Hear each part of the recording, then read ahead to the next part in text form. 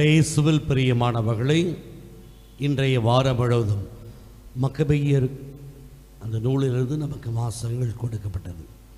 நேற்றைய தினம் ஒரு கருத்தை சிந்தித்தோம். இப்படிப்பட்ட வேதனைகளை அந்த இஸ்ராயேல் மக்கள் அனுபவித்தார்கள். இன்றைய வாசகத்தின் வழியாக அந்தியோக்கி எபிபான் அரசன் யூத வழிபாட்டு முறைகளை அழைத்து யூதர்களை எவ்வாறெல்லாம் கொடுமைப்படுத்தினார் என்பதை நாம் தெளிவாக வாசிக்கிட்டோம். அவ்வளவு கொடிய துன்பங்கள்.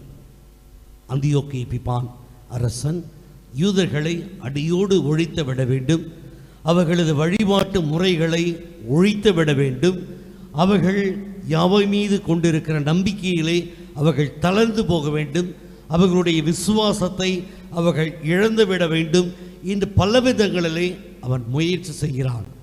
அன்புக்குரியவர்களை, எவ்வளவுக்கு அவனுடைய கொடுமைகள் இருந்ததோ அந்த அளவுக்கு சில யூதர்கள், பல யூதர்கள் அல்ல, சில யூதர்கள் கடவுளின் கட்டளைகள் பால், கடவுள் மேல் கொண்ட விசுவாசத்தின் பால் அன்பும் அக்கறையும் கொண்டவர்களாக இருந்தார்கள் என்பதைத்தான் இன்றைய முதல் வாசகம் நமக்கு எடுத்து காட்டியது.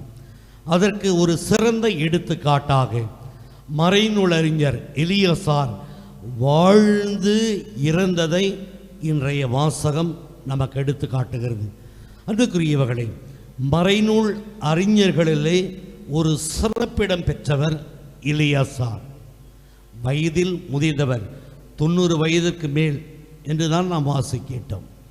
வயதில் முதிர்ந்தவர், அசுத்தமான இறைச்சியை, சட்டத்தால் விலக்கப்பட்ட இறைச்சியை உண்டு, பலியிடப்பட்ட இறைச்சியை உண்டதாக பாசாங்கு கூட செய்ய முன் வராதவர். அழகா உள்வாங்கி இருக்கிறீங்க. பாசாங்கு கூட நான் செய்ய மாட்டேன், அந்த அளவுக்கு இறைவன் மீது பற்று, இறைவனுடைய கட்டளைகள் மீது பற்றை அந்த எலியாசார் வயதில் முதிர்ந்தவர், மூத்தவர் அங்கே வெளிப்படுத்துகிறார். இளைஞர்களுக்கும் பிறருக்கும் மாதிரியாக வாழ வேண்டும் என்று அவர் விரும்புகிறார். இது பிறகு சொல்றார். 2 மக்கபேயர் 6:31 வாசிக்கிறோம்.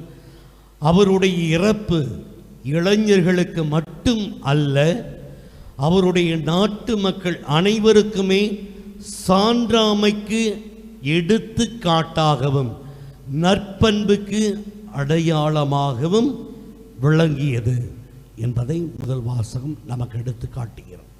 அன்புக்குரியவர்களை, இன்றைய முதல் வாசகத்திலே எலியாசருடைய ஒரு பொன்மொழிகள், பல பொன்மொழிகள் அவர் உதித்திருக்கிறார். அழகாக ரோக் அவர்கள் வாசித்தாங்க, தெளிவாக வாசித்தாங்க. நானும் கேட்டுக்கிட்டே இருந்தேன். தெளிவாக அந்த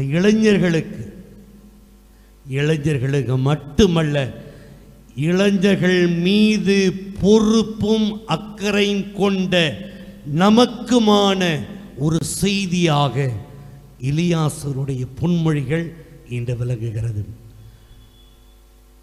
மக்கபேயர் 6:24 பாசாங்கு செய்வது நம்முடைய வயதுக்கு தகுதியானது அல்ல. தெளிவாக சொல்லுகிறார். இங்கே ஒரு மாதிரி, அங்கே ஒரு மாதிரி. கோயிலுக்கு வந்தால் ஒரு மாதிரி, வீட்டுக்கு போனால் வேறு ஒரு மாதிரி. அப்படியல்ல எலியாசருடைய வார்த்தைகள். வாழ்வு ஒரே மாதிரியான வாழ்வு. மக்கபேயர் 6:26 உயிரோடு இருந்தாலும் இறந்தாலும் எல்லாம் வல்லவருடைய கையிலிருந்து நான் தப்ப மாட்டேன். ஆண்டவருக்கு அஞ்சிய ஒரு வாழ்க்கையை அவர் வாழ்ந்திருக்கிறார். நான் இருந்தாலும் இறந்தாலும் ஆண்டவரை கைகளிலிருந்து என்னால் தப்ப முடியாது. ஆண்டவருக்கு அஞ்சிய ஒரு வாழ்க்கையை அவர் வாழ முனைகிறார். மக்கபேயர் 6:28 இளைஞர்களுக்கு நான் நன்மாதிரியாக இருப்பேன். இங்கே தான் நான் சொல்ல வந்தது. 9ஆம் தேதி ஒரு இன்சிடென்ட், இது சொல்லக்கூடாது, இருந்தாலும் சொல்கிறேன். ஏன்னா இங்கேயே நிறைய பேர் இருக்குங்க. ஒரு கூட்டம் நடைபெறுகிறது. ஒரு இளைஞனை பார்த்து கேட்கிறேன், ஏன் பூசைக்கு வரல? எனக்கு பூசைக்கு வரல, பிடிக்கல, நான் தூங்குவேன், நான் கத்திரிகளுக்கு போவேன், வேளாங்கண்ணிக்கு போவேன், நீங்கள் யார் கேட்கறது? பூசைக்கு ஏன் வரலன்னு கேட்கறதுக்கு சாமி தவிர வேறு யார் இருப்பாங்க? பெற்றோர்கள். நீங்கள் இருக்க வேண்டும். நான் கேட்டேன், ஆனால் அவனுடைய பதில் என்ன?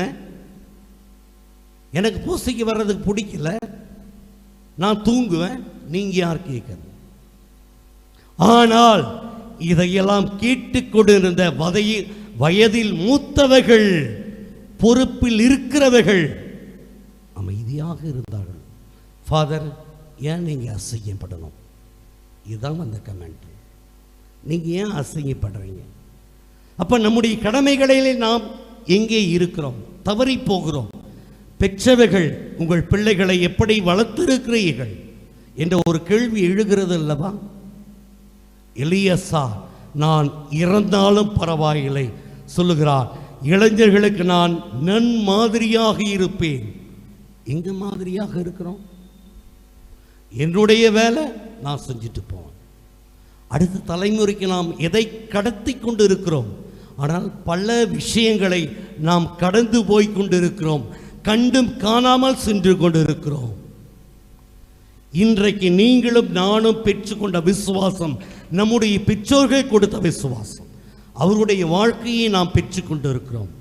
அவர்கள் வாழ்ந்த வாழ்க்கையிலே, விசுவாச வாழ்க்கையில் நாம் பங்கெடுத்து கொண்டு இருக்கிறோம். ஆனால் நம்முடைய பிள்ளைகளுக்கு எப்படிப்பட்ட ஒரு விசுவாசத்தை நாம் கொடுத்து கொண்டு இருக்கிறோம் என்ற ஒரு சிந்தனையை எலியாசா இன்று உங்களையும் என்னையும் பார்த்து கேட்டுக்கொண்டிருக்கிறார். மக்கபேயர் 6:20-30 இக்கொடிய உடலின் பாடுகளை ஏற்றுக்கொள்ளுகிறேன், உமக்கு பயந்து இவற்றை மன மகிழ்வோடு ஏற்றுக்கொள்ளுகிறேன்.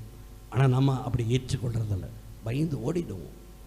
அவங்க என்ன சொல்லுவாங்க, இவங்க என்ன சொல்லுவாங்க, இவன் என் சொந்தக்காரன், இவன் என் மச்சான், இவன் என் சம்பந்தி, பயந்து ஓடுறோம். சொல்லுவதற்கு திராணி இல்லை, துணிவு இல்லை. எனவேதான் கடந்து போய் கொண்டிருக்கிறோம்.